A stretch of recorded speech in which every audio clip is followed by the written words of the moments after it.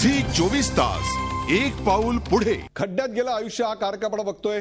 मुंबई असो, नाशिक असो, पुणे असो, नागपूर असो, औरंगाबाद असो, नवी मुंबई असो, कुठेही गेलात तरी सध्या रस्त्यावर फक्त आणि फक्त खड्डेच आहेत.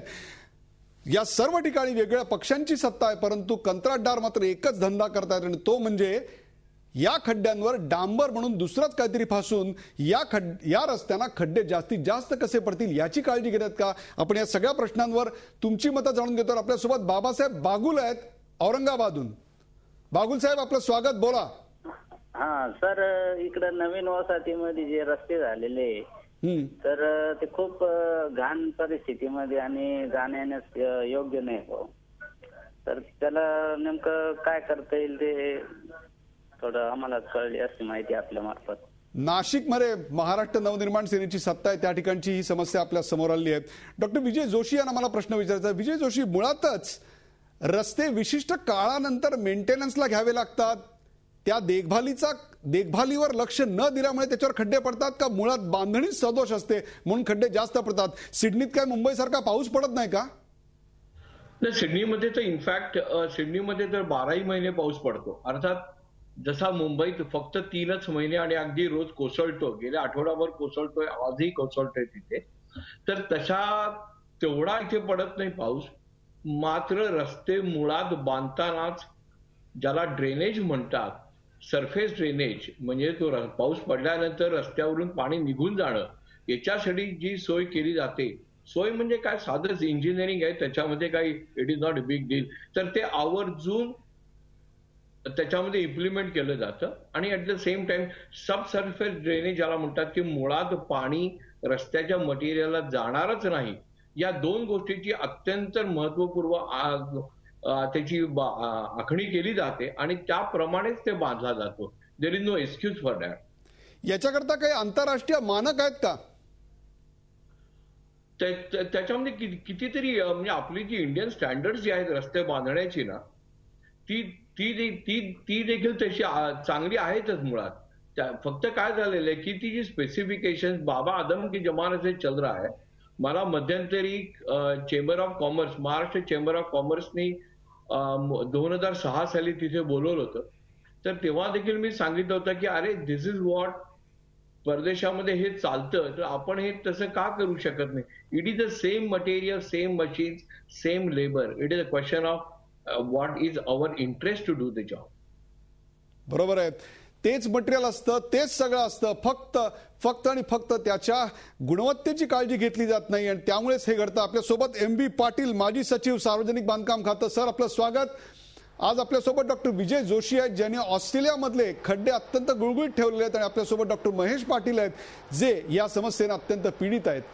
MB पाटील, मला तुम्ही सांगाल, लाल फितीच्या कारभारामुळं, नोकरशाहीच्या अडमुठेपणामुळं, नोकरशाहीच्या अत्यंत ज्याला आपण म्हणू दुर्लक्ष करण्याच्या एकूण भूमिकेमुळं हे खड्डे वारंवार वाढत जात आहेत?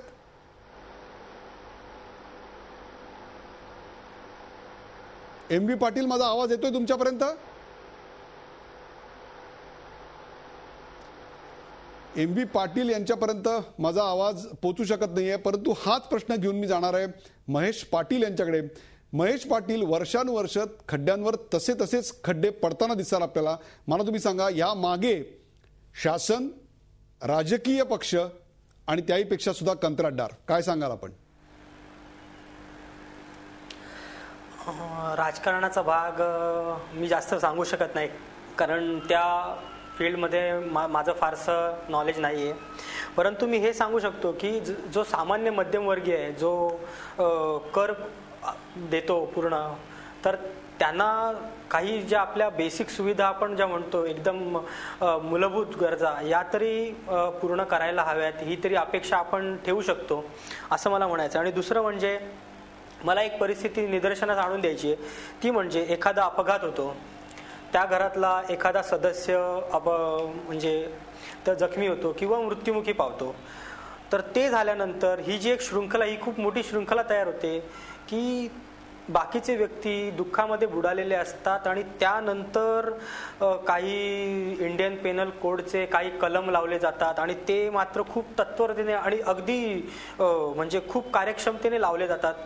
तर मी म्हणतो एवढीच कार्यक्षमता जर खड्डे बुजवण्यासाठी लावली असती तर कदाचित अपघात कमी झाले असते आणि कदाचित माझी आई सुद्धा वाचली असती.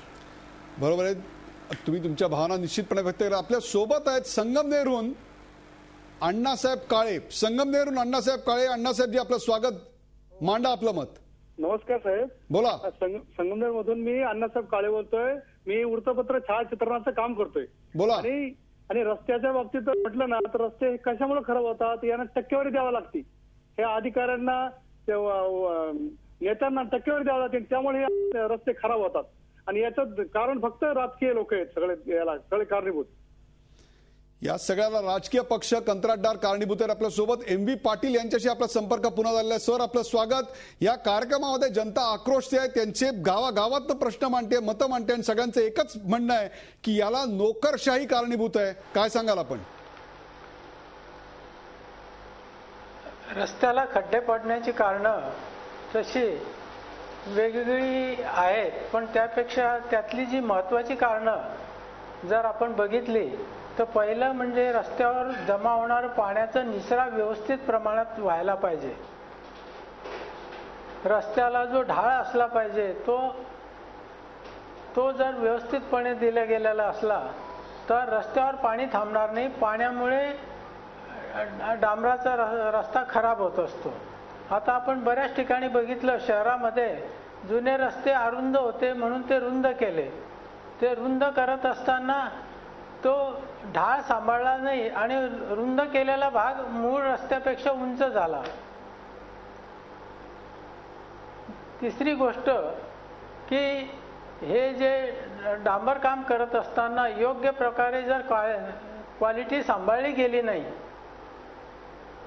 तर रस्ता खराब होऊ शकतो. बरोबर आहे. MV पाटील, एका ब्रेकची वेळ झाली, पण ब्रेकवर जाण्यापूर्वी आपल्याला सांगतो की ऑस्ट्रेलियामध्ये असलेले विजय जोशी पण तेच सांगतायत.